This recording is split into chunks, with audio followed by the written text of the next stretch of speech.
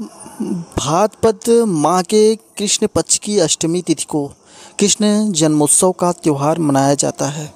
पौराणिक मान्यताओं के अनुसार श्री कृष्ण को ऐसे बहुत सारी कथाएं प्रचलित हैं, जिनमें से एक है जो श्री कृष्ण की कहानी में नकली श्री कृष्ण की कहानी है, जो खुद को कृष्ण बताता था। साथ ही उसने भगवान श्री कृष्ण को मथुरा छोड़ने की धमकी भी दी थी। आज श्री कृष्ण जन्माष्टमी हमारे पूरे देश में मनाया जाता है।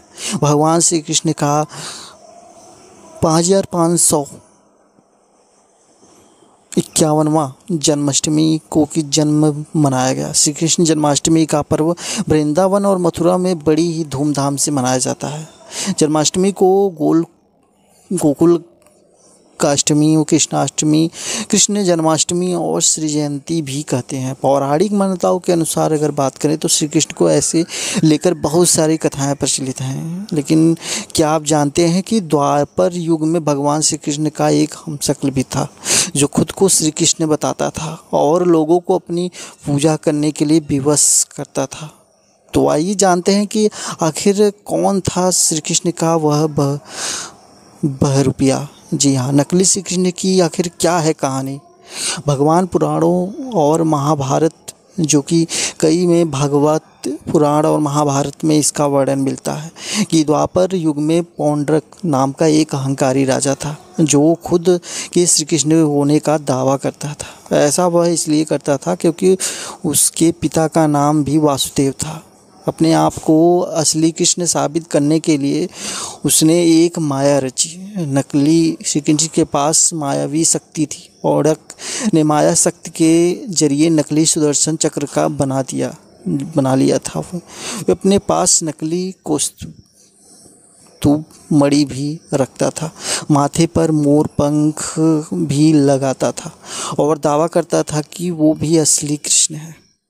श्री कृष्ण का आखिर नकली श्री कृष्ण का युद्ध भी हुआ था। जी, राजा पौंड्रक जो पुंड्र क्षेत्र का राजा था, इसका इलाका काशी के आसपास माना जाता था। ऐसी मान्यताएं थी कि काशी नरेश में इसकी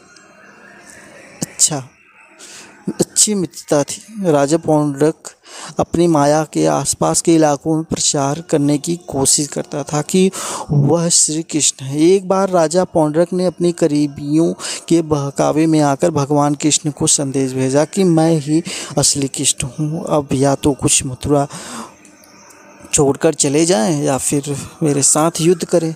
वहीं इसकी धमकी पर पहले तो श्री कृष्ण के ध्यान नहीं दिया, लेकिन कुछ समय बाद जब पौंड्रक की हरकतें बढ़ने लगी तो श्री कृष्ण ने अपनी चुनौती स्वीकार कर ली थी। इसके बाद भगवान कृष्ण राजा पौंड्रक के साथ युद्ध के लिए तैयार हो गए।